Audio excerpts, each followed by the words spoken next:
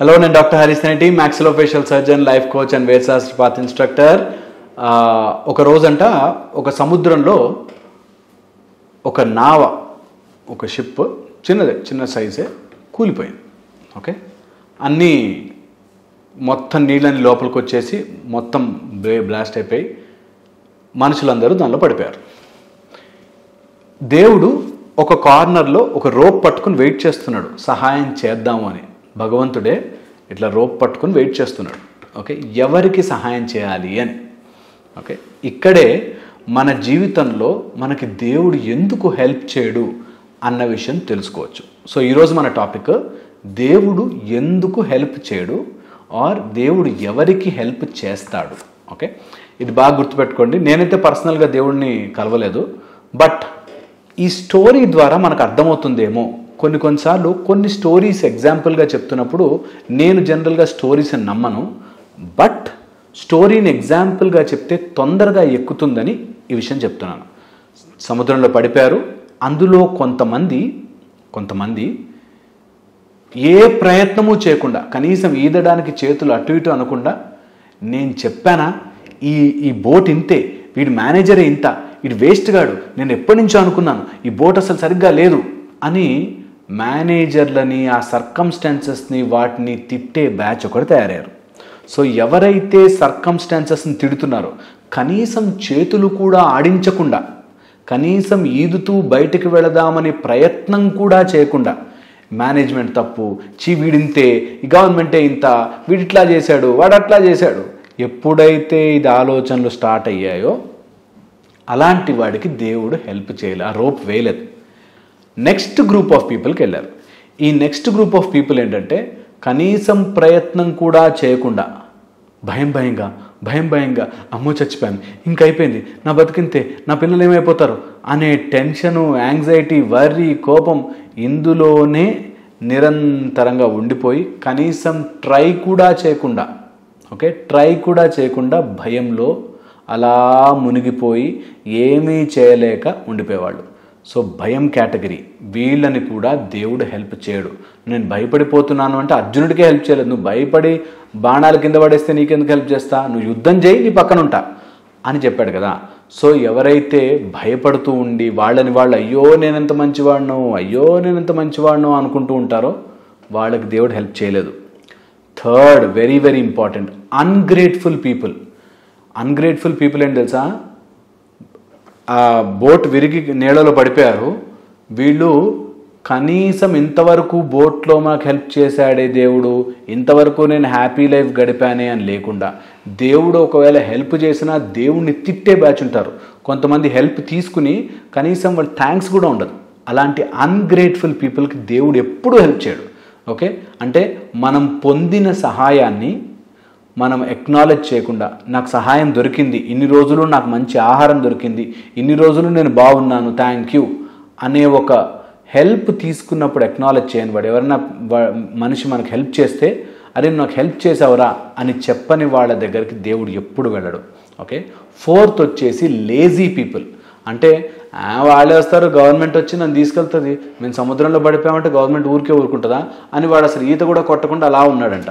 వాళ్ళు కూడా మునిగిపోతారు, దేవుడు హెల్ప్ చేయడు. లేజీ పీపుల్కి, నీ పరిస్థితుల్లో నువ్వు కూరుకుపోయి నువ్వు ఎప్పుడైతే ప్రయత్నము కూడా చెయ్యవో, లేజీగా అలా ఉండిపోయి నాకేదైనా మిరకల్ జరిగితే, మా నాన్న నాకు డబ్బులు ఇస్తే అని లేజీగా ఉంటారు. లేజీ వాళ్ళ దగ్గరికి దేవుడు హెల్ప్ చెయ్యడు. Very very important. ఫిఫ్త్ వచ్చేసి ఇర్రెస్పాన్సిబుల్ పీపుల్. అంటే మీ రెస్పాన్సిబిలిటీ ఏంటి, కనీసం అలా ఉన్నప్పుడు ఒక బోట్ వేసుకోవడమో, ఒక రోబ్ వేసుకోవడమో, లేకపోతే దేనైనా పట్టుకుని నించోవడమో, నీళ్ళలో మునిగిపోకుండా ఏదో ఒకటి చేయాలి కదా. అలా చేయకుండా ఇర్రెస్పాన్సిబుల్గా ఉండి పక్కన వాళ్ళని డిస్టర్బ్ చేసుకుంటూ ఉండేవాళ్ళు. ఇంట్లో ఒకవేళ లైఫ్ అనే సముద్రంలో మీరు కూరుకుపోతుంటే ఇర్రెస్పాన్సిబుల్గా ఉండి అన్నీ వదిలేసి తాగేసి పడిపోతా, అన్నీ వదిలేసి నేను సిగరెట్ తాగుతా, డ్రగ్స్కి అడిక్ట్ అవుతా అంటున్నానంటే ఇర్రెస్పాన్సిబుల్ పీపుల్. అలాంటి వాళ్ళకి దేవుడు ఎప్పుడు హెల్ప్ చేయడు.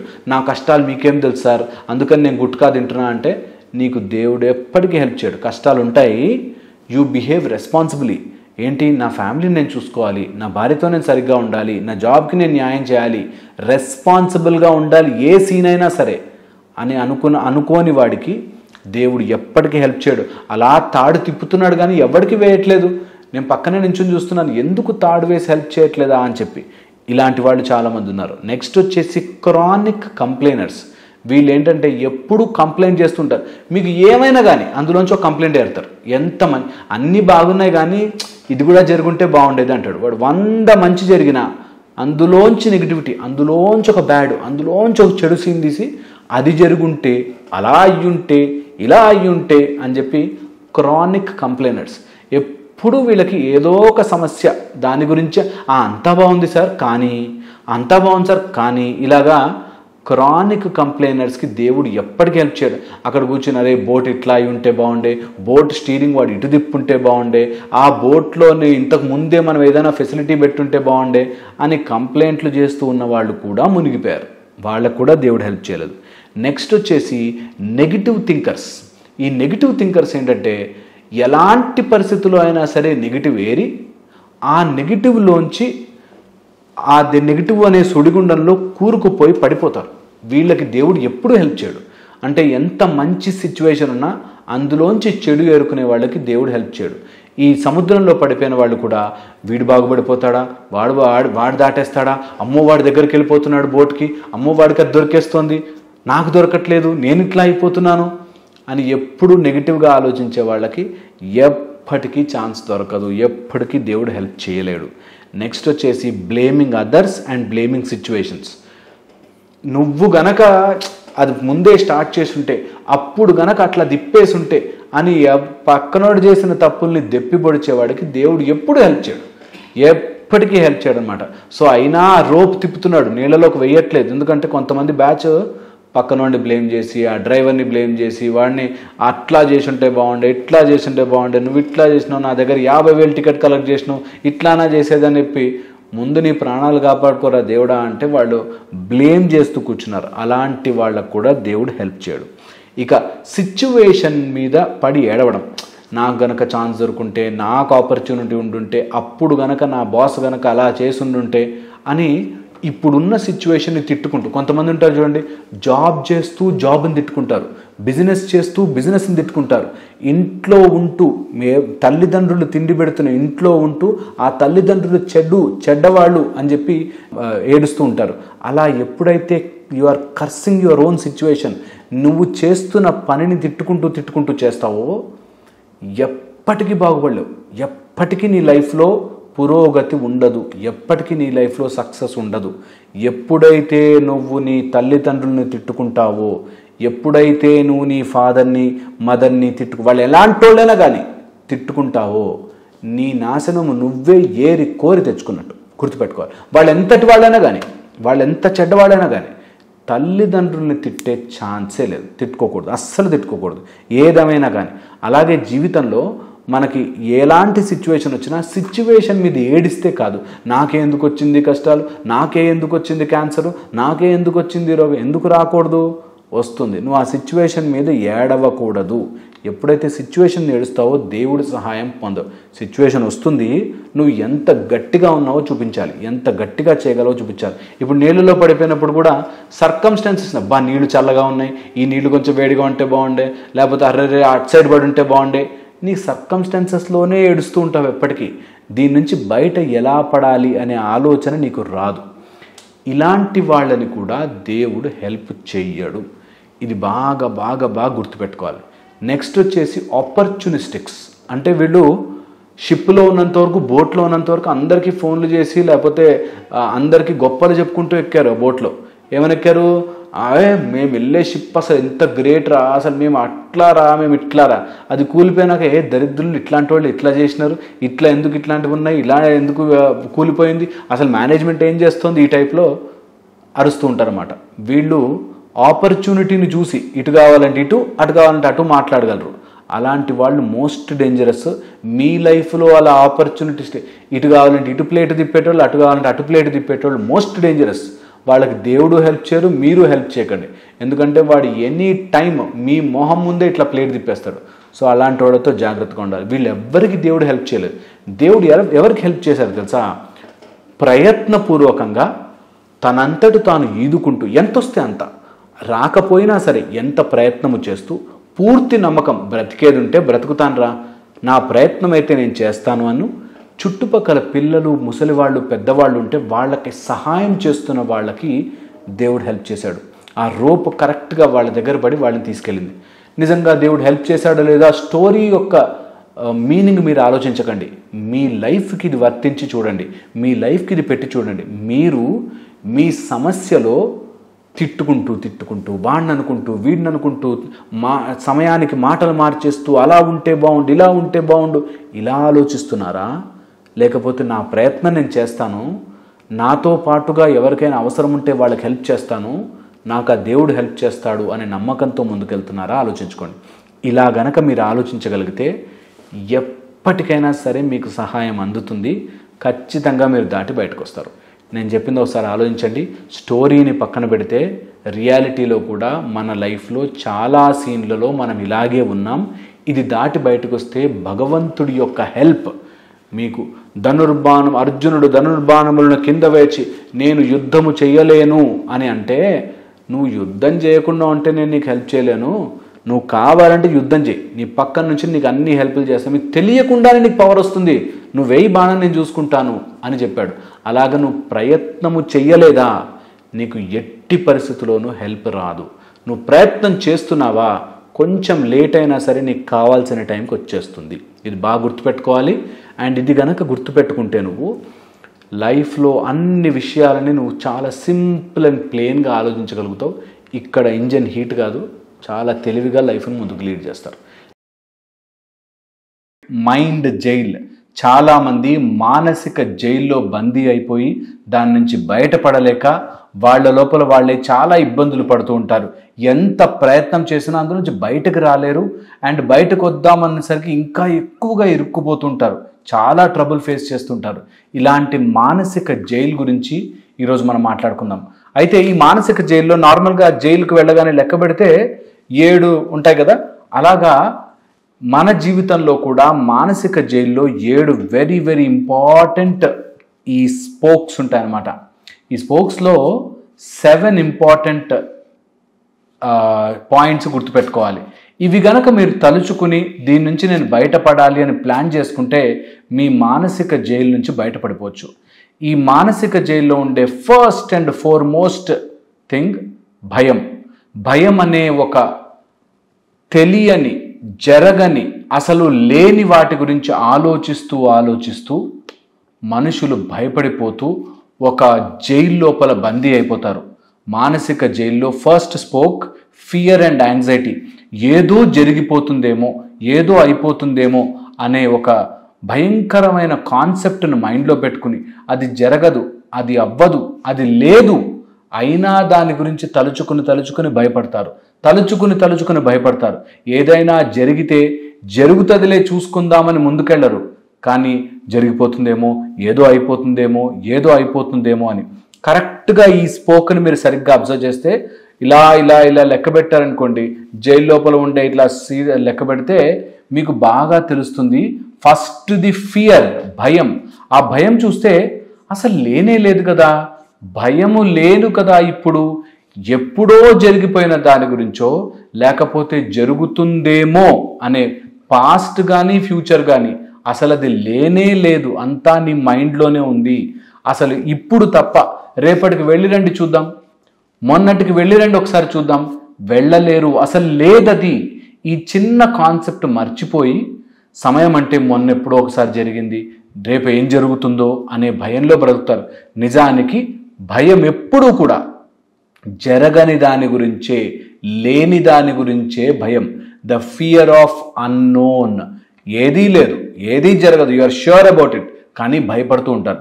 ఆ భయపడే బదులు ఇప్పుడున్న క్షణంలో ప్రాక్టీస్ చేసుకుంటే చాలా బాగుంటుంది. నేను రేపు స్టేజ్ మీదకి వెళ్తే ఎలా మాట్లాడతానో, ఎగ్జామ్ ఏమవుతుందో అని ఆలోచించే కంటే ఇప్పుడు చదువుకోవడం చాలా బెటర్, ఇప్పుడు ప్రాక్టీస్ చేయడం చాలా సేఫ్. కానీ చాలామంది భయం, ఏమవుతుందో ఇంకా జరగలేదు మిత్రమా, జరుగుతుందేమో అని నువ్వే ఊహించుకుని నువ్వే భయపడుతున్నావంటే నువ్వు ఎంత మూర్ఖత్వంలో బ్రతుకుతున్నావో చూడు. ఇదే నిన్ను మానసిక జైల్లో బందీ చేసి పెట్టేస్తుంది. సెకండ్ వచ్చేసి డౌట్, అనుమానం. మరి నేను చేయగలనో లేదో, అవుతుందో లేదో, నేను సాధిస్తానో లేదో, అసలు ఇదంతా నిజమో కాదో, ఈ టైప్లో అనుమానిస్తూ జీవితం అంతా మానసిక బందీలో బ్రతుకుతారు. మానసిక జైల్లో బ్రతకడానికి సెకండ్ థింగ్ డౌట్. ఈ డౌట్ మన మీద మనకి, తర్వాత మన చుట్టుపక్కల అన్నిటి మీద అనుమానం. ఏమవుతుందో, ఏం జరుగుతుందో, ఎలా జరుగుతుందో, అసలు ఏమవుతుందో, లేనిపోని దాని గురించి మానసిక జైల్ డౌట్. అనుమానం తీసేయండి. అసలు మీ లైఫ్లో దేన్ని అనుమానించదు, తెలుసుకోండి. ఇది ఇక్కడ పాము ఉందో లేదో అని అనుకోవద్దు, ముందుగానే చూడండి పాము ఉందా లేదా, తెలిసిపోతుంది కదా, ఈజీ కదా. కానీ పామేమో, అవుతుందేమో అనే భయంలో ఉండద్దు, డౌట్లో ఉండద్దు, అనే అనుమానంలో ఉండద్దు. ఓకే, అనుమానం ఉంటే తేల్చుకోండి, నివృత్తి చేసుకోండి. నేను అంత పైకి ఎగరగలనో లేదో అని అనుమానించద్దు, ఎగిరి ట్రై చేయండి, తెలుస్తుంది కదా. ఎయిదర్ ఎస్ ఆర్ నో తెలిసిపోతుంది. అనుమానంతో బ్రతకకూడదు. నెక్స్ట్ వచ్చేసి వెరీ వెరీ ఇంపార్టెంట్, పోస్ట్పోన్మెంట్. ఎంత పోస్ట్పోన్ చేస్తూ ఉంటారో మీ జీవితం మానసిక బందీలో మునిగిపోతుంది. మనస్సు లోపల ఒక జైలు ఏర్పరచుకుని అందులో బందీ అయిపోయే వాళ్ళు ఎలా ఉంటారు తెలుసా? రేపు చేద్దాంలే, ఎల్లుండి చేద్దాంలే, ఇంక ఇప్పుడు చేసినా ఏం లాభం, ఇంకా మన చేతుల్లో ఏముంది అనే ఒక మానసిక బందీలోకి వెళ్ళిపోతారు. అందుకని మేక్ షూర్ దాట్ ఏది కూడా రేపటికి ఎల్లుండికి పోస్ట్ పోన్ చేయకుండా ఇప్పటికిప్పుడు నేను ఏం చేసుకోగలను, ఇప్పటికిప్పుడు నేను ఎలా చేయగలను అనే ఒక అంచనాలో ఉండండి. నెక్స్ట్ వచ్చేసి ఎప్పుడైనా సరే పర్ఫెక్షన్ కోసం ట్రై చేయొద్దు. పర్ఫెక్షన్ అంటే అన్నీ కరెక్ట్గా ఉండి, నాకు డబ్బులు కరెక్ట్గా వచ్చి, నా ప్రాజెక్ట్ అందరూ అప్రూవ్ చేసి, అన్ని సమయానికి కుదిరితే అప్పుడు నేను ముందుకొస్తాను అనడం చాలా చాలా తప్పు. ఏది ఎప్పుడూ పర్ఫెక్ట్గా జరగదు. Perfectionism is a disease. అన్నీ పర్ఫెక్ట్గా ఉంటేనే చేసుకుంటాను పెళ్ళి అని చాలామంది పెళ్ళిళ్ళు చేసుకోకుండా ఉన్నారు. అన్నీ పర్ఫెక్ట్గా ఉంటే బిజినెస్లోకి దిగుతాను అని చాలామంది పర్ఫెక్షన్ కోసం ట్రై చేసి ఏది చేయకుండా ఉన్నారు. చాలామంది ఇప్పుడు నేను ఈ వీడియో చేశాక చాలామంది చెప్తారు, చూడు నాకు ఆ ఐడియా ఉండేరా కానీ వాడెవడో చేశాడు అని చెప్పి. ఎందుకు చేశారంటే నువ్వు ఐడియాని ఎప్పుడు ఇంప్లిమెంట్ చేయడానికి ట్రై చేయలేదు. వాడెవడో ఇంప్లిమెంట్ చేసి 10 సార్లు ఫెయిల్ అయినా 11వ చేయగలిగాడు. నువ్వు ఎప్పుడైతే అన్నీ పర్ఫెక్ట్గా కుదిరితే, అన్నీ సెట్ అయితే అప్పుడు నేను చేస్తాను అని పర్ఫెక్షన్ కోసం ట్రై చేస్తుంటావో ఎప్పటికీ నీ జీవితం ముందుకెళ్ళదు. ఈ పర్ఫెక్షన్లో పిల్లల్ని టార్చర్ చేస్తారు, వైఫ్ అండ్ హస్బెండ్ మధ్యలో గొడవలు వస్తాయి, అత్తామామలతో గొడవలు వస్తాయి. ఇలాగ అన్నీ కరెక్ట్గా ఉండాలి, నాకు అన్నీ కరెక్ట్గా ఉండాలి, వాళ్ళు ఎట్లా బిహేవ్ చేశారు, వాళ్ళు ఎట్లా బిహేవ్ చేశారు. నీకు తగ్గట్టుగా పర్ఫెక్ట్గా ప్రపంచమంతా ఉండనవసరము లేదు, ఉండదు. ప్రపంచంలో నువ్వు పర్ఫెక్షన్ ఎక్స్పెక్ట్ చేస్తున్నావు అంటే నీ అంత మూర్ఖుడు ఎవరు ఉండరు. ఎందుకంటే నువ్వు అద్దంలోకి వెళ్ళి చూసుకో, లేదా కరెక్ట్గా ఎవరైనా ఫెంటాస్టిక్గా బ్యూటిఫుల్గా ఉన్న వాళ్ళని తీసుకో, వాళ్ళని మెజర్ చేయి, హాఫ్కి గీత గీస్తే ఇటు సైడ్ సమానంగా ఉండదు. మన చేతుల్లో ఇటు సైడ్ ఈ చెయ్యి సమానంగా ఉండదు. నిజానికి మనం ఎప్పుడూ సమానంగా ఉండం. దట్ ఆ ల్యాక్ ఆఫ్ ఆ సమానత్వం లేకపోవడమే చాలా గొప్ప విషయం. పర్ఫెక్ట్గా ఏది ఉండలేదు కూడా. సో అన్నీ పర్ఫెక్ట్గా ఉంటేనే నేను హ్యాపీగా ఉంటా, అన్నీ బాగుంటేనే నేను హ్యాపీగా ఉంటా. ఎప్పటికీ నీ మానసిక జైల్లో కృంగిపోతావు. ఈ మానసిక జైలు నుంచి బయటపడాలంటే ఇప్పుడున్నది బాగుంది, నేను ఇంకా బెటర్ అవ్వడానికి ట్రై చేస్తాను. అంతేగా అన్నీ పర్ఫెక్ట్గా ఉంటేనే నేను పెళ్లి చేసుకుంటా, అన్నీ పర్ఫెక్ట్గా ఉంటేనే బిజినెస్ చేస్తా, నాతో అందరూ పర్ఫెక్ట్గా బిహేవ్ చేయాలి, నువ్వు జీవితాంతం నరకంలోనే ఉంటావు. ఒకవేళ కనుక పర్ఫెక్షను అని మూర్ఖత్వం వైపుకు వెళ్ళిపోతే మాత్రం చాలా ఇబ్బంది పడతావు. నెక్స్ట్ వచ్చేసి రిగ్రెట్, బాధ. ఈ బాధ ఏంటంటే ఎప్పుడో జరిగిపోయిన దాని గురించి తలుచుకుని బాధపడ్డం. ఇది బాగా గుర్తుపెట్టుకోవాలి. మానసిక జైల్లో వెరీ వెరీ ఇంపార్టెంట్ రిగ్రెట్. అరే అప్పుడే చేసుంటే బాగుండే, అరే ఆ స్టాక్ మార్కెట్లో అప్పుడే పెట్టుంటే బాగుండే, మ్యూచువల్ ఫండ్ అప్పుడే స్టార్ట్ చేసుంటే బాగుండే, ఆ ల్యాండ్ అక్కడ అమ్మకపోయి ఉంటే బాగుండే. అయిపోయినది అయిపోయింది, ఇక మార్చలేవు. నీ మానసిక జైలు నుంచి బయటపడాలి అంటే కమ్అట్ ఆఫ్ రిగ్రెట్ నుంచి క్విక్గా బయటపడండి. అయిపోయింది, ఎవరో చనిపోయారు, ఎవరో తెలిసిన వాడు మోసం చేశారు, అన్నీ అయిపోయాయి, ఓవర్. దాన్ని ఇంకా తలుచుకోవద్దు. ఎప్పుడైతే రిగ్రెట్లోకి వెళ్తావో నీ లైఫ్ నాశనం అయిపోతుంది. గుర్తుపెట్టుకో, మానసిక జైల్లో బందీ అయిపోయావు. అందుకని వెంటనే దాని నుంచి బయటకు రా. నెక్స్ట్ వచ్చేసి very very important, negative self talk. మనతో మనం నేను ఇంతేరా, నా బతికింతేరా, నా చేతగానోనిరా, నాకు ఇలాగే అవుతుందిరా అని నీ గురించి నీవు నెగిటివ్ మాట్లాడుకుంటూ ఉంటావో నీ జీవితం అంతే మానసిక జైల్లో ఇరుక్కుపోతావు. నెగిటివ్ సెల్ఫ్ టాక్, ఎప్పుడు నిన్ను నువ్వు నిందించుకుంటూ, నిన్ను నువ్వు తిట్టుకుంటూ, నీ పరిస్థితులను తిట్టుకుంటూ ఎప్పుడైతే బ్రతుకుతావో అప్పుడు నీ జీవితం ముందుకు వెళ్ళదు. అట్లీస్ట్ నీ గురించి నువ్వు మంచి మాట్లాడుకోవచ్చు కదా, నీ గురించి నువ్వు పాజిటివ్గా ఉండొచ్చు కదా. ఈ ఒక్క మాట ట్రై చేయండి. నా నోటి నుంచి చెడు మాట రాదు, నా నోటి నుంచి ఎప్పుడూ నా గురించి నేను చెడు మాట్లాడను. ఇక్కడ ఒక ఫెంటాస్టిక్ పాయింట్ చెప్తాను, గుర్తుపెట్టుకోండి. ఎవరైనా ఒపీనియన్ అడిగితే మాత్రమే నోరు తెరవండి. ఎవరైనా ఒపీనియన్ అడగకపోతే ఊరికే ఫ్రీ పుకట్ సలహాలు ఇవ్వకూడదు అని డిసైడ్ అవ్వండి ఈరోజు నుంచి. పుకట్గా అటు పోతుంటే ఆ వైట్ కార్ ఎందుకు కొన్నావురా, రెడ్ కార్ కొనాల్సింది అని ఉట్టి పుకట్ సలహాలు, ఈ బ్రాండ్ ఎందుకు కొన్నావురా, ఆ బ్రాండ్ కొనాల్సింది అనే పుకట్ సలహాలు ఇవ్వద్దు. 1. సెకండ్ వచ్చేసి నిన్నెవరైనా అడిగితే మందేముంది, మనకంత సీన్ లేదు, నాకంత సీన్ లేదు, నాకు అంత లెవెల్ లేదు, నా లెవెల్ అది సరిపోదు, ఇట్లాంటి మాటలు నీ గురించి నువ్వు నెగిటివ్ మాట్లాడుకోవద్దు. ఇది వెరీ వెరీ ఇంపార్టెంట్ దట్ నీ గురించి నువ్వు నెగిటివ్ ఎప్పుడు మాట్లాడదు. ఇంకా అవసరమైతే నోరు మూసుకుని ఉండడం బెటర్. అంతేగాని నీ గురించి నువ్వు నెగిటివ్ చెప్పుకుంటే నా లెవెల్ అంత లేదు, నాకు సీన్ అంత లేదు, నాకంత సినిమా లేదు, నా బతికింతే, ఇలా ఎప్పుడూ నెగిటివ్ మాట్లాడద్దు. నీ గురించి కానీ నీ ఫ్యామిలీ గురించి కానీ ఎప్పుడూ నోరు తెరిచి నెగిటివ్ చెప్పద్దు. అవసరం లేదు, నోరు మూసుకుని ఉండొచ్చు, సైలెంట్గా ఉండొచ్చు, చెప్పనవసరం లేదు. చెప్తే మాత్రం మంచి పాజిటివ్ మాత్రమే చెప్పాలి. డబ్బా కొట్టమనట్లే, పాజిటివ్ మాత్రమే చెప్పాలి. ఎప్పుడైనా అవసరం వస్తే నాకు ఏదో కారు కొనుక్కోవాలనుంది, ఈ కారు నా వల్ల కాదురా అనద్దు. ఇప్పుడు నా దగ్గర డబ్బులు లేవు, కానీ కొనుక్కోగానే స్టేజ్ వచ్చినప్పుడు కొనుక్కుంటాను. ఇంకా పాజిటివ్గా చెప్పుకోవచ్చు, ఇంకా పాజిటివ్గా మాట్లాడచ్చు. అంతేగాని అవన్నీ మనతో కావు, అవన్నీ డబ్బున్నోళ్ళకి వస్తే మనకు చేత కాదు, ఇట్లా నీ గురించి నువ్వు నెగిటివ్ మాట్లాడకూడదు.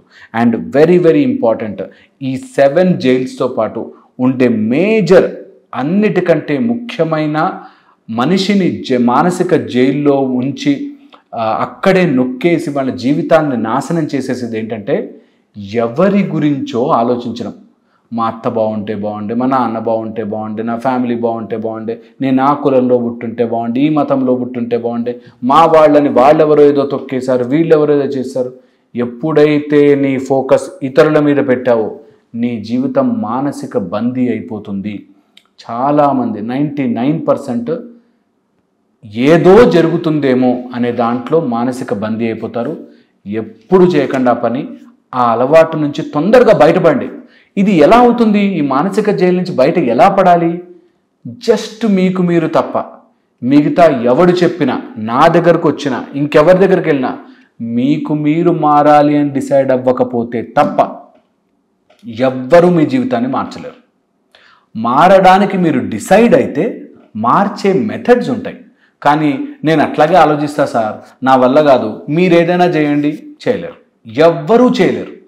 మీరు చెయ్యండి అని అడిగారంటే అప్పుడే మీకు దొంగ స్వాములు కానీ, లేకపోతే దొంగ డాక్టర్లు కానీ, లేకపోతే దొంగ కౌన్సిలింగ్లు కానీ జరిగేవి. ఎప్పుడంటే నేనేం చేసుకోలేను, నువ్వు నాకు ఏదైనా చేసి పెట్టు అనే మానసిక రుగ్మతలో ఉన్నావంటే ఎప్పటికీ మోసపోతావు. నన్ను నేను ప్రేమించుకోలేను, నేను ఆనందంగా ఉండలేను, అందుకని నాకు ఒక గర్ల్ ఫ్రెండ్ కావాలి, ఆ గర్ల్ ఫ్రెండ్ వస్తే నేను ఆనందంగా ఉంటాను అంటే ఆ గర్ల్ ఫ్రెండ్ నిన్ను మోసం చేయడం ఈజీ అయిపోతుంది. అందుకని ఇతరులలో నీ సంతోషం వెతకద్దు. ఎప్పుడైతే ఇతరులలో సంతోషం వెతికావో నువ్వు మానసిక జైలుకి ఫస్ట్ గోడ కట్టేసుకున్నట్టు. ఓకే, ఇది బాగా గుర్తుపెట్టుకోవాలి. అండ్ మానసిక జైలు నుంచి మనందరం బయటపడాలి. మీకు ఏమైనా డౌట్లుంటే కంపల్సరీగా కమెంట్ సెక్షన్లో పెట్టండి.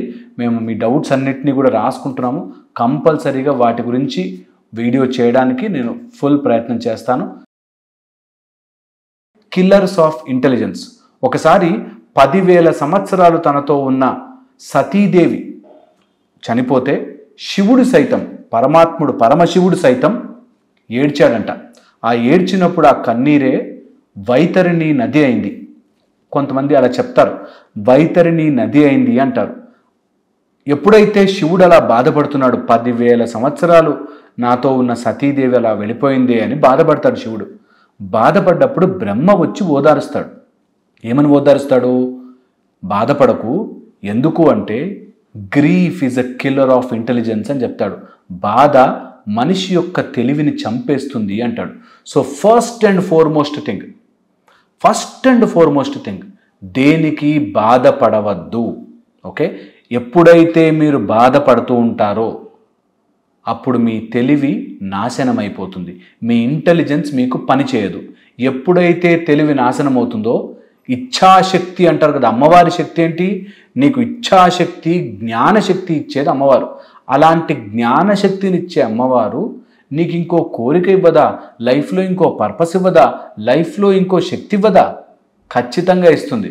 కానీ ఎప్పుడైతే ఏదైనా పోగానే, ఎవరైనా చనిపోగానో, లేకపోతే జాబ్ పోగానేనో, లేకపోతే డబ్బులు పోగానేనో, గర్ల్ ఫ్రెండ్ వదిలేగానో, బాయ్ ఫ్రెండ్ వదిలేగానో, మొగుడు కొడుతున్నాడనో, ఎప్పుడైతే నువ్వు బాధపడుతూ కూర్చుంటావో నీ తెలివి నాశనం అయిపోతుంది.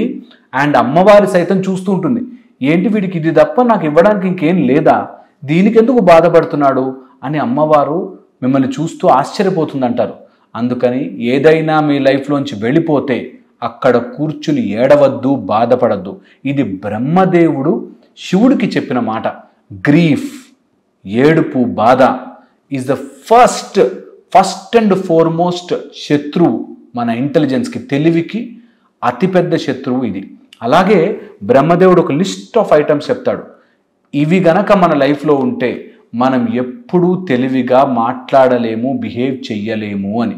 ఓకే, సో సెకండ్ వచ్చేసి మనకు అన్నీ తెలిసినవే. ఇది కామక్రోధ లోభమోహ మదమాత్సర్యాలు అని చెప్పి. కామము, లస్ట్ అంటే సెక్షువల్ అర్జీ నుంచి మొదలై అన్ని రకాల కామములు. But first and foremost prime important sexual కోరికలు. ఎవరికైతే కామ కోరికలు ఎక్కువ ఉంటాయో వాడికి తెలివి పని చెయ్యదు. ఓకే, ఎప్పుడైతే కామ కోరికలని మనం కంట్రోల్లోకి తీసుకొస్తామో నీ తెలివి పెరుగుతుంది. ఎప్పుడైతే కామ కోరికలు ఎక్కువ అయిపోతూ ఉంటాయో, అన్కంట్రోల్డ్గా మన మైండ్ని తినేస్తూ ఉంటాయో నీ తెలివి నాశనం అయిపోతుంది. సో నువ్వు ఎక్సర్సైజ్ చేసినట్టుగా నీ కామ కోరికల్ని నువ్వు కంట్రోల్ చేసుకుని తీరాలి. ఉండకూడదు అని ఎవరు చెప్పరు. కంట్రోల్ చేసుకోవడం, అన్కంట్రోల్డ్గా మారిపోవడం ఉండకూడదు. లడ్డూ తినడం ఇష్టం నీకు, కానీ రోజంతా లడ్డూయే తింటే బాడీ అంతా వికారం అయిపోతుంది. మీరు ట్రై చేశారు ఎప్పుడైనా? స్వీట్లు ఒక జిలేబీ ఒక 2 కేజీలు కొనుక్కుని తిని చూడండి. స్వీటే తీయగానే ఉంటుంది, కానీ అంత తింటే కడుపు అంతా తిప్పేస్తుంది. అవునా?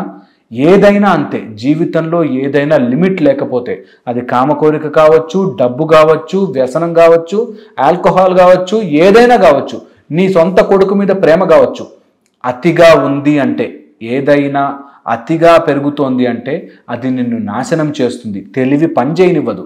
అలాగే కామ కోరిక ఎక్కువైనప్పుడు నీ తెలివి పని చెయ్యదు. వెరీ ఇంపార్టెంట్, గుర్తుపెట్టుకోవాలి. నెక్స్ట్ వచ్చేసి క్రోధం.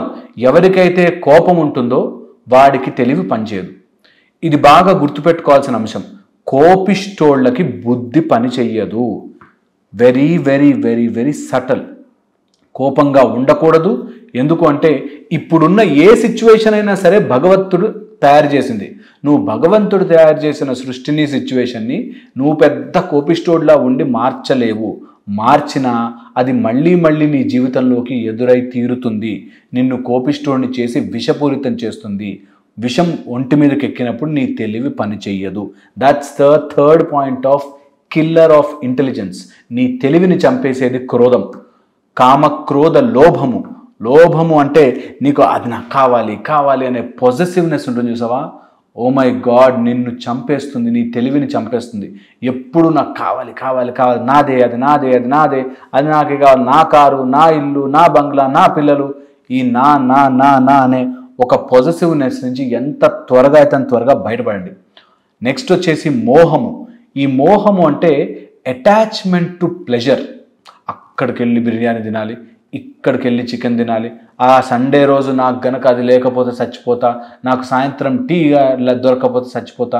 ఇలా ఎప్పుడైతే మోహము చూపిస్తావో, అటాచ్మెంట్ టు ప్లెజర్, నాశనం అయిపోతావు మిత్రమా. నీ తెలివి పనిచేయదు. అందుకని ఎక్కువగా అటాచ్ అవ్వద్దు. ఇవన్నిటిని ఆలోచించుకుని నా జీవితంలో ఉందా, నేనేమన్నా కంట్రోల్ చేసుకోవాలా అని ప్రయత్నం చేయండి. అదే ఒక సాధకుడు చేసేది. మనం అందరం సాధకులుగా మారదాం. ఇవే ట్రై చేద్దాం, ఇవే ప్రయత్నం చేద్దాం, తొందరగా మారుతుంది. నెక్స్ట్ వచ్చేసి మదం. మదం అంటే ప్రైడ్. నా దగ్గర డబ్బులు ఉన్నాయి, నాకు ఇది ఉంది, నాకు ఇంత ఎకరాలు ఆస్తుంది, లేకపోతే మా నాన్న ఉన్నాడు, మా అన్న ఉన్నాడు, మా అంకుల్ ఉన్నాడు, నా వెనకాల మా బాస్ ఉన్నాడు, లేకపోతే నా ఫ్రెండ్ ఉన్నాడు. ఈ టైప్లో ఎప్పుడైతే నీకు ప్రైడ్ వచ్చేస్తుందో, మదం, నేను ఇంత గొప్పని అంత గొప్పని, మిత్రమా నీ తెలివి పనిచేయదు. అదే గొప్పతనం ముంచి పడేస్తుంది నేను. సో అందుకని ఎప్పుడు మదం చూపించద్దు. నెక్స్ట్ వచ్చేసి మాత్సర్యము కూడా చాలా చాలా డేంజరస్. అండ్ ఈ మాత్సర్యం ఉన్నప్పుడు మనుషుల్ని ఇంటెలిజెన్స్ వైపుకి పుష్ే చేయనివ్వదు, అసలు వెళ్ళనివ్వదు. అలాగ కామక్రోధ లోభమోహ మదమాత్సర్యాలు, వాటితో పాటు ఇవి అందరికీ తెలిసినవే, వాటితో పాటు కొన్ని ఫెంటాస్టిక్ పాయింట్స్ బ్రహ్మదేవుడు చెప్తాడు, లిస్ట్ ఆఫ్ ఐటమ్స్. ఇది గుర్తుపెట్టుకుంటే మాత్రం చాలా చాలా ఉపయోగపడుతుంది. ఫస్ట్ వచ్చేసి గ్రీఫ్, నేను చెప్పినట్టుగా బాధ ఎట్టి పరిస్థితుల్లో ఉండకూడదు. నెక్స్ట్ వచ్చేసి జెలసీ, కుళ్ళు. ఎవరికి ఏది వచ్చినా మీరు మాత్రం అరే నాకు అట్లా ఉండుంటే బాగుండేది, అరే నాకు వాళ్ళ ఫాదర్ లాగా ఉంటే బాగుండేది, అరే నాకు ఇది దొరుకుంటే బాగుండేది, ఆ ల్యాండ్ నేను కొనుంటే బాగుండేది. ఎట్టి పరిస్థితుల్లోనూ జెలసీ మీ లోపలికి రానివ్వద్దు. జెలసీ వచ్చిందా తెలివి చచ్చిపోతుంది. ఈ రెండు ఆపోజిట్. ఎవరి మీదైనా కుళ్ళు పడ్డావా తెలివి చచ్చిపోతుంది. వాడెవడో స్టాక్ మార్కెట్లో డబ్బులు పెట్టాడంట, 10,000 రూపాయలు 1997లో కొంటే ఇప్పుడు 5 కోట్లు 50 కోట్లు అయ్యాయంట. ఓహో, ఆ 5 కోట్లు అయ్యాయి, వాడికి 5 కోట్లు అయ్యాయి కదా, నాకు కూడా అవుతాయేమో అని చెప్పి ఇప్పుడు 10 లక్షలు అప్పు తెచ్చి పెడితే మొత్తానికే మునుగుతావు. ఎప్పుడు జెలస్ ఫీల్ అవ్వకూడదు, వేరే వాడు బాగుపడిపోతున్నాడని. జెలసీ ఉంటే తెలివి నాశనం అయిపోతుంది మిత్రమా. నెక్స్ట్ వచ్చేసి 2 మేజర్ డిసీజెస్, స్వనింద, పరనింద. నన్ను నేను తిట్టుకోవడం, అయ్యో నా బతికింతే, నేను ఇట్లాగ చచ్చిపోతా, నా ఇల్లు ఇంతే, నాకు మంచి పిల్లలు లేరు, నా కర్మ, ఇట్లా ఏడుస్తున్నావా? స్వనింద, పరనింద. వాడు వేస్ట్ గాడురా, వాడు దరిద్రుడురా, ఆడు ఇట్లాంటోడురా, అట్లాంటోడు, ఏ చిరంజీవి గాడి ఇందిరా, ఏ పవన్ కళ్యాణ్ గాడి ఇందిరా, ఇలా పరనింద చేస్తున్నావా? నీకు తెలివి పెరగదు, ఎట్టి పరిస్థితుల్లో పెరగదు. పరనింద ఇంటెలిజెన్స్ని చంపేస్తుంది. నెక్స్ట్ వచ్చేసి స్వడబ్బ. మన గురించి మనం ఆ బిల్డింగ్ నాదే, ఈడు నాడే, ఆడు నాకు తెలిసినోడే. ఈ మధ్యలో అయితే కామన్గా అయిపోయింది అనమాట. ప్రతి గల్లీలో ఒక వైట్ అండ్ వైట్ డ్రెస్ వేసుకున్నోడు ఉంటాడు. వాడు నాకు అందరూ తెలుసు, అసలు మినిస్టర్లు అందరూ నా జేబులో ఉన్నారు అనేటట్టుగానే మాట్లాడుతుంటాడు. ఇవి నాకు వాడు గొప్ప, ఈడు గొప్ప అని బిల్డప్ ఇస్తుంటాడు. స్వడబ్బ. ఎప్పుడు మన గురించి మనం గొప్పల డబ్బాలు కొట్టుకోకూడదు, వెరీ ఇంపార్టెంట్. అండ్ పొగడ్త. ఎవరైనా మనని పొగుడుతున్నారు అంటే నీ తెలివి నాశనం అయిపోతుంది మిత్రమా. గుర్తుపెట్టుకోవాలి ఇది. ఎవరైనా పొగుడుతున్నారు అంటే వెంటనే రియలైజ్ అయిపోవాలి, అబ్బా మీరు చాలా బాగా చెప్తున్నారండి అనగానే వెంటనే నా మైండ్లో వచ్చి ఒక వైర్ కట్ అయిపోతుంది. నేనేం చెప్పట్లేదు, ఎందుకంటే నా నుంచి చెప్పబడుతోంది. చాలా విషయాలు నేను ఆలోచించకుండా టకటకటకటగా చెప్పేస్తున్నానంటే నా నుంచి ఏదో చెప్పబడుతోంది. మనం చెప్తున్నట్టుగా నేను ఇట్లా అట్లా. పొగడ్తకి ఎలాంటి వాడైనా పడిపోతాడు. అందుకని చెప్పి నేను పొగుడతారా అని చెప్పి పొగిడినా వాడు చాలా హ్యాపీ ఫీల్ అవుతాడు. ఓకే, అందుకని పొగడ్త మహా డేంజరస్. ఎప్పుడైతే పొగడ్తకి పడిపోయావో నీ తెలివి పనిచేయదు. ఎవరైనా సరే మీకేంటి సార్ ఇవి కొనండి సార్, మీకేంటి సార్ అనే పొగుడతాడు ఫస్ట్. నువ్వు పొగిడినప్పుడే నువ్వు ఫుల్ ఖుషి అవుతావు. ఓకే, ఖుషి అయినప్పుడే నీ తెలివి పనిచేయదు, ఏది పడితే అది ఇన్వెస్ట్మెంట్ చేస్తావు. పొగడ్తకు పడద్దు మిత్రమా. ఎట్టి పరిస్థితుల్లోనూ ఎవరు పొగుడుతున్నా సరే మైండ్లో స్విచ్ ఆఫ్ చేశారు. అసలు నేను వినను, ఆ పొగడ్త నా చెవులోకి ఎక్కదు. Very very useful, lifetime use అయ్యే మాట ఇది. పొగడ్తకి పడిపోవద్దు, ఎవరిని అనవసరంగా పొగడద్దు, వెరీ ఇంపార్టెంట్. నెక్స్ట్ వచ్చేసి ఒప్పుకోలేకపోవడం. ఓటమిని ఒప్పుకోలేకపోయే వాళ్ళు తెలివితో ఎప్పటికీ పనిచేయలేరు. నేను ఓడిపోయాను, యాక్చువల్గా వాడు లాస్ట్ మూమెంట్ ఇట్లా జరిగాడ్రా, వాడు ఇట్లా అడ్డొచ్చాడ్రా, వాడు అట్లా జరిగిందిరా, ఆ రోజు ఆ ఫైల్ పోయిందిరా. ఓటమిని ఒప్పుకో, పోయిందా వచ్చిందా సెకండరీ. ఓటమిని ఒప్పుకోవడం చాలా గొప్ప లక్షణం. ఎప్పుడైతే ఓటమిని ఒప్పుకుంటావో తెలివి పెరుగుతుంది. ఓటమిని ఒప్పుకోలేదా నీ తెలివి ఎప్పటికీ పెరగదు మిత్రమా, ఎప్పటికీ పెరగదు, గుర్తుపెట్టుకో. నెక్స్ట్ వచ్చేసి నమ్మకం లేకపోవడం. నీ మీద నీకు ఆ కాన్ఫిడెన్స్ లేకపోతే, నేను సాధించగలను, నేను చేయగలను అని నీకు లేకపోతే నువ్వు ఎంత తెలివైన వాడివైనా వేస్ట్. అందుకని సెల్ఫ్ కాన్ఫిడెన్స్ ఉండాలి, వెరీ ఇంపార్టెంట్. నెక్స్ట్ వీటన్నిటికంటే ఇంకా ఇంపార్టెంట్ విచికిత్స అంటారు. విచికిత్స అంటే ఇన్డెసిసివ్నెస్. ప్రపంచంలో ఏదైనా సరే డెసిషన్ తీసుకోవడమే చాలా చాలా చాలా ముఖ్యమైన పని. డెసిషన్ తీసుకోగలగాలి. చాలామంది డెసిషన్ తీసుకోక అలా ఇంటెలిజెన్స్ని చంపేసుకుని అదైతే బాగుండే, ఇదైతే బాగుండే, అట్లా జరిగితే బాగుండే, ఇట్లా జరిగితే బాగుండే, ఆ ప్రాజెక్ట్ వచ్చినప్పుడు అప్పుడు నేను చేసుకుంటే అలా అవుతుందని డెసిషన్ తీసుకోక ఇంట్లో అలా టీవీ ముందు కూర్చుని లేకపోతే సోషల్ మీడియా ముందు కూర్చుని వాడిని తిట్టుకుని వీడిని తిట్టుకుని వాడి వీడియోల కింద కమెంట్లు పెట్టుకుని బ్రతుకులు నాశనం చేసుకుంటున్నారు. విచికిత్స లేకపోవడం. విచికిత్స అంటే ఇన్డెసిసివ్నెస్ అంటే ఒక డిసిషన్ తీసుకోలేకపోతున్నారు మన జీవితంలో. అది మహా డేంజరస్ థింగ్. ఎప్పుడైతే డెసిషన్ తీసుకోలేరో మీ తెలివితేటలు పని చెయ్యవు. డెసిషన్ తీసుకుని ఇది నా డెసిషన్, నేను ఇలా ఉందామనుకుంటున్నాను అని డెసిషన్ తీసుకోగానే మీ లోపల ఒక 4th 5th డైమెన్షన్ తెలివితేటలు ఓపెన్ అయిపోతాయి and you will be amazing. అందుకని దేనికైనా దానికి ఫిక్స్ కండి, ఆ డెసిషన్కి స్టిక్ ఆన్ అయి ఉండండి. మీరు నమ్మలేని నిజాలు జరుగుతాయి. ఒక అతను 15-14 ఇయర్స్ ఏజ్లో అటు 3 కర్రలు ఇటు 3 కర్రల మధ్యలో నేను పరిగెడతాను, ఇదే నా జీవితం అనుకున్నాడు. సచిన్ టెండూల్కర్ అయ్యాడు. ఏదైనా ఒక డెసిషన్ ఫిక్స్ అయిపోండి. ఒక డెసిషన్ అది ఎంత మనకి చూసేవాడికి చాలా చీప్ అనిపిస్తుంది. చెప్పులు తయారు చేయడం కూడా ఒక పెద్ద పనారా అని అనిపించిన వాడు బాటా అని కంపెనీ పెట్టి గొప్పవాడయ్యాడు కదా. అలాగా ఏదైనా కానీ చిన్న పని లేదు, పెద్ద పని లేదు. చాలా గొప్ప పనులు చిన్నగా కనిపిస్తాయి, చాలా గొప్ప పనులు చిన్నగా అనిపిస్తాయి. అందుకని ఎప్పుడు ఎవరిని తక్కువ అంచనా వేయద్దు అండ్ ఇండెసిసివ్తో ఉండద్దు. చిన్న పని, ఇది నాకు చేత కాదేమో, నేను చేయలేనేమో, చేస్తాను కానీ అని ఎప్పుడైతే ఇండెసిసివ్లో ఉంటారో ఎప్పటికీ మీ జీవితం బాగుపడుతుంది. డెసిషన్ తీసుకోవాలి, దానికి రెస్పాన్సిబిలిటీ తీసుకోవాలి, దాని నుంచి ఇంప్రూవ్ అవ్వాలి. ఇది వెరీ ఇంపార్టెంట్. ఇవన్నీ ఎందుకు చెప్తున్నానంటే బ్రహ్మదేవుడి సైతం ఎప్పుడైనా బాధ వస్తుంది, పరమాత్ముడు సైతం, పరమేశ్వరుడు సైతం, శివుడు సైతం బాధపడితే బ్రహ్మదేవుడు ఉపదేశించాడంటే ఆయనకు అవసరమని కాదు, మనందరికీ అవసరమని కాళికా పురాణంలో చెప్పారు. ఇదంతా కాళికా పురాణం నుంచి నేను ఈ మాట ఈ టైంలో తీసి మీతో చెప్తున్నానంటే మీకు ఎక్కడో ఒక చోట ఉపయోగపడుతుంది అని. అందుకని ఇవన్నిటిని లిస్ట్ చేసుకుని నేనేమేమి ల్యాక్ అయి ఉన్నాను, దీనిలోంచి నేను ఏమి ఇంప్రూవ్ అవ్వచ్చు, ఇదే మీకు ఈజియెస్ట్ మెథడ్. ఇంకా మీకు ఏమైనా డౌట్లు అనిపిస్తే మాత్రం ప్లీజ్ నాకు మెసేజ్ చేయండి, కమెంట్ చేయండి. నేను ఖచ్చితంగా వీడియోలు చేయడానికి ట్రై చేస్తాను. మీకు ఉపయోగపడే వీడియోలే చేస్తున్నాను ఫీల్ అవుతున్నాను. సో మీకు యూజ్ అవుతుంది అనుకుంటే మాత్రం ఖచ్చితంగా కమెంట్ చేయండి. మంచి వీడియోలు ఇంకా చేద్దాం. మీ అందరూ నేను చెప్పినవి విని ఆచరణలో పెట్టండి. కొద్దిగా నా మార్పు తీసుకురండి. డెసిషన్ తీసుకోండి. మీ జీవితాన్ని మీరే మార్చుకోండి. థ్యాంక్ యూ సో మచ్ ఓపికగా విన్నందుకు.